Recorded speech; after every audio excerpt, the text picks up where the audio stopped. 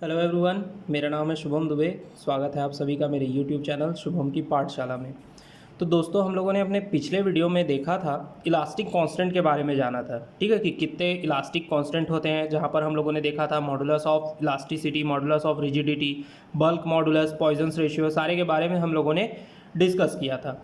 तो आज की इस वीडियो में हम देखेंगे कि डिफरेंट टाइप ऑफ मटेरियल के लिए कितने इंडिपेंडेंट इलास्टिक कांस्टेंट होते हैं और कितने नंबर ऑफ इलास्टिक कांस्टेंट होते हैं। ठीक है, अलग अलग मटेरियल के हिसाब से देखेंगे कि अलग अलग मटेरियल और उन्हें किस तरीके से हम डिस्क्राइब कर सकते हैं और उनके लिए कितने नंबर ऑफ इलास्टिक कांस्टेंट होते हैं और कितने इंडिपेंडेंट इलास्टिक कांस्टेंट होते हैं। तो ये सारी चीज़ों को हम लोग देखेंगे। ठीक है, बहुत बार हमें कन्फ्यूज़न होता है कि होमोजीनियस मटेरियल क्या है, आइसोट्रॉपिक मटेरियल क्या है, ऑर्थोट्रॉपिक क्या होता है, एनिसोट्रॉपिक क्या होता है। सभी ने नाम तो ज़रूर सुना होगा। ठीक है, तो आज की इस वीडियो में वो सारे डाउट आपके आज क्लियर हो जाएंगे। ठीक है, एकदम सिंपल तरीके से पढ़ेंगे और एकदम आपको समझ में आ जाएगा कि आपको कभी कन्फ्यूज़न नहीं रहेगा कि कौन सा मटेरियल आइसोट्रॉपिक है, कौन सा ऑर्थोट्रॉपिक है, कौन सा एनिसोट्रॉपिक है। ओके, तो चलिए वीडियो को स्टार्ट करते हैं। तो देखिए, सबसे पहले हम लोग समझते हैं मटेरियल्स को। ठीक है, तो सबसे पहले देखते हैं आइसोट्रॉपिक मटेरियल। तो आइसोट्रॉपिक मटेरियल क्या होता है? Material which shows same property. ठीक है, सेम प्रॉपर्टी और the properties will not change with respect to direction. ठीक है, ऐसा मटेरियल जिसमें डायरेक्शन के हिसाब से उसकी प्रॉपर्टी चेंज ना हो। ठीक, देखिए समझते हैं थोड़ा सा डायग्राम से। ठीक है, अगर मैं इसका एग्जाम्पल लूँ तो इसका एग्जाम्पल क्या आ जाएगा? इसका एग्जाम्पल आएगा मेटल या ग्लास। ठीक है, अब देखिए क्या होता है कि कुछ इस तरीके से आपका मान लीजिए कोई मटेरियल है। ठीक है, इसमें कोई एक पॉइंट एज्यूम कर लेते हैं, जैसे मैंने माना है ये पॉइंट। ठीक है, इस पॉइंट को मैं यहाँ पर बना देता हूँ। मान लीजिए ये कोई पॉइंट है, बहुत सारे पॉइंट होंगे। ठीक है, बहुत सारे एलिमेंट होंगे, बहुत सारे पॉइंट होंगे इस मटेरियल में। ठीक है, तो मैंने क्या किया, एक पॉइंट को कंसिडर किया। तो अब ये क्या कह रहे हैं, material which show the same property. ठीक है, इन डिफरेंट डायरेक्शन, और जो प्रॉपर्टी है वो डायरेक्शन के रिस्पेक्ट में चेंज ना हो। मतलब इसमें क्या होगा, ऐसा मटेरियल जिसमें किसी पॉइंट पे मटेरियल की जो प्रॉपर्टी है वो हर डायरेक्शन में सेम होगा। ठीक है, हर एक डायरेक्शन में इस मटेरियल की प्रॉपर्टी सेम होगी। किसी पर्टिकुलर पॉइंट पे इस मटेरियल की प्रॉपर्टी क्या होगी, सेम होगी। ठीक है, ये सेम प्रॉपर्टी शो करेगा। ठीक है, सेम इलास्टिक कांस्टेंट देगा, सेम प्रॉपर्टी ये क्या करेगा, मटेरियल शो करेगा। तो ऐसे मटेरियल को हम क्या कहते हैं, आइसोट्रॉपिक मटेरियल। अब बात आती है कि होमोजीनियस मटेरियल क्या होता है। तो मैं होमोजीनियस मटेरियल को इसी में समझा देता हूँ। जैसे ये एक मटेरियल था ना, वैसे ही हम क्या करते हैं, एक मटेरियल और ले लेते हैं। कुछ इस तरीके से एक मटेरियल ले लेते हैं। ठीक है, अब जैसे इसमें पॉइंट था वैसे ही हर एक मटेरियल में पॉइंट्स होंगे, है ना। हमने क्या किया, इसमें भी एक पॉइंट एज्यूम कर लिया। 3 पॉइंट मान लेते हैं। ठीक है, 3 पॉइंट हमने एज्यूम कर लिया।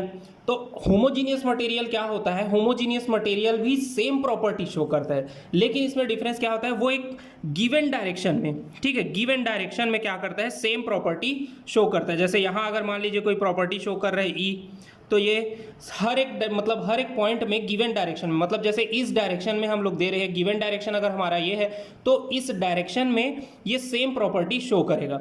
हो सकता है डायरेक्शन इधर भी हो जाए।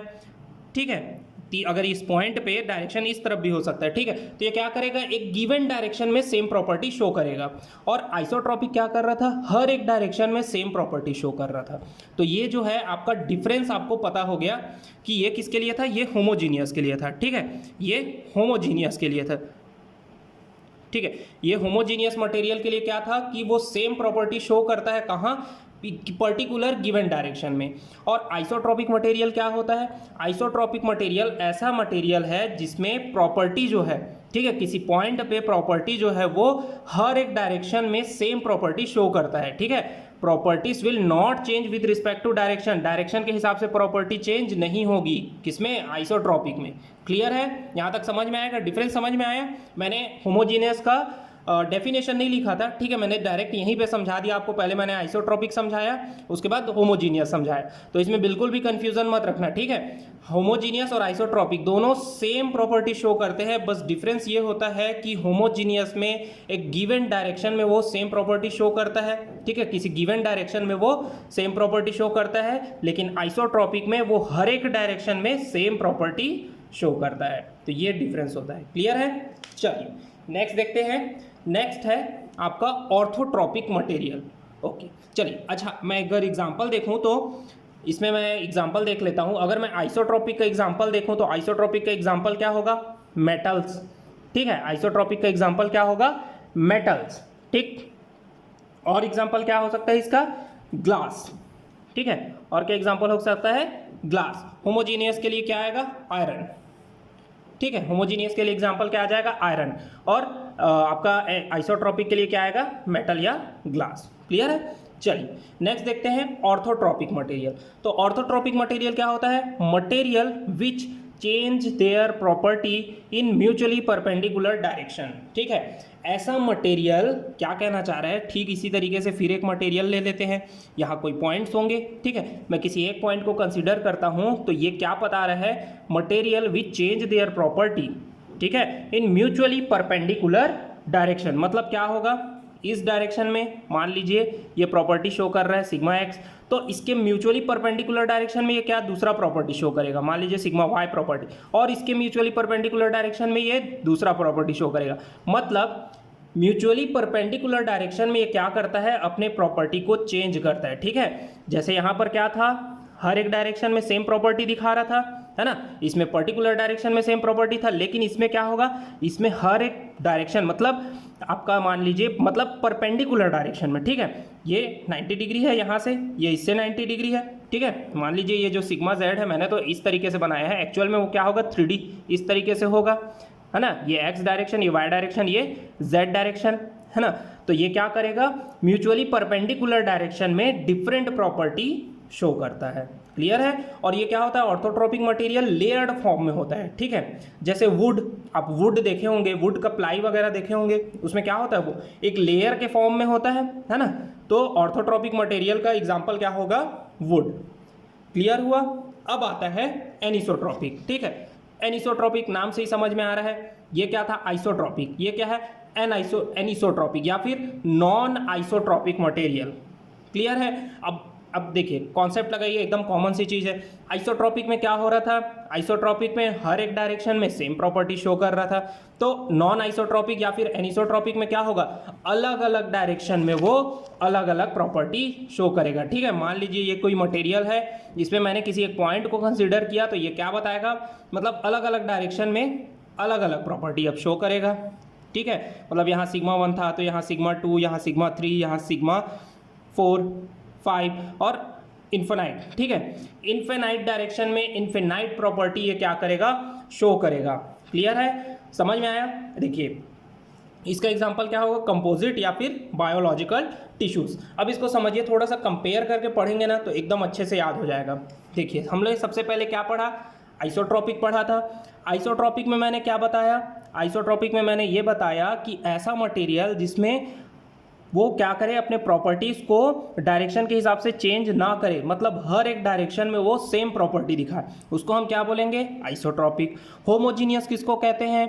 होमोजीनियस मटेरियल कहेंगे कि सेम प्रॉपर्टी दिखाए लेकिन पर्टिकुलर गिवन डायरेक्शन में, तो ये क्या हुआ? होमोजीनियस। तो यहाँ से इसका डिफरेंस समझ में आ गया, होमोजीनियस और आइसोट्रोपिक का। अब कंपेयर, अब इसको थोड़ा सा और रिलेट करते हैं आइसोट्रोपिक और एनिसोट्रोपिक का।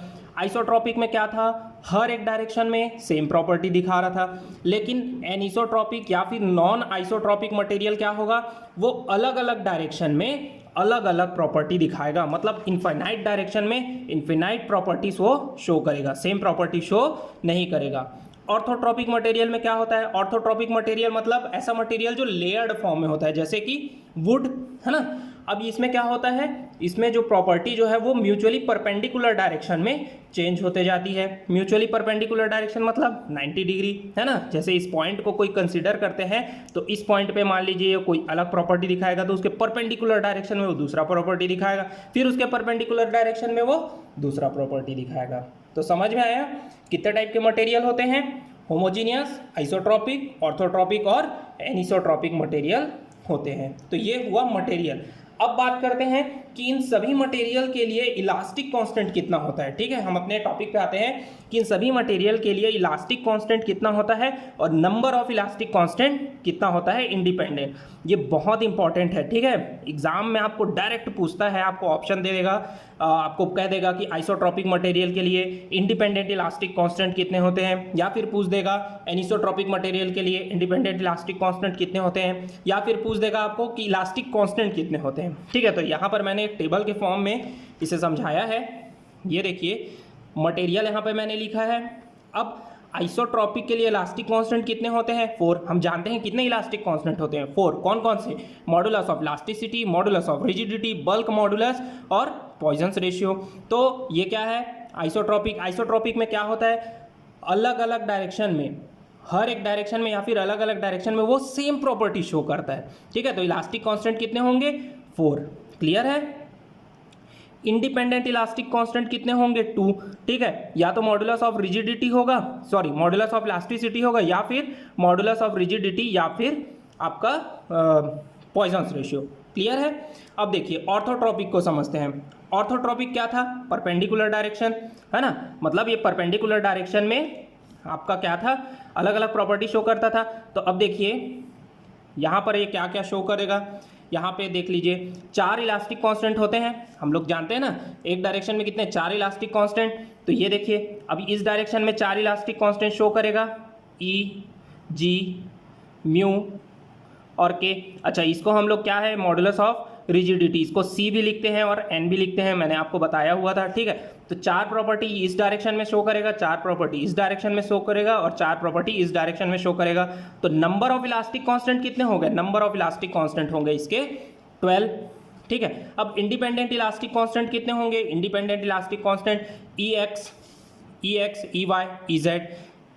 ठीक है, modulus of rigidity in X direction, Y direction and Z direction, Poisson's ratio in X direction, Y direction and Z direction. तो नंबर ऑफ इलास्टिक कांस्टेंट कितने हो गए 9। अब एनिसोट्रॉपिक, एनिसोट्रॉपिक में देखिए इनफाइनाइट डायरेक्शन में वो क्या कर रहा है, इनफाइनाइट इलास्टिक प्रॉपर्टी शो कर रहा है। तो ये बताना तो हमें मुश्किल है कि कितना प्रॉपर्टी शो करेगा। तो क्या करेगा, इनफाइनाइट डायरेक्शन में वो इनफाइनाइट इलास्टिक कांस्टेंट आएगा इसमें। ठीक है, तो एनिसोट्रॉपिक में कितना होता है इलास्टिक कांस्टेंट इनफिनाइट, और इंडिपेंडेंट इलास्टिक कांस्टेंट कितने होते हैं 21।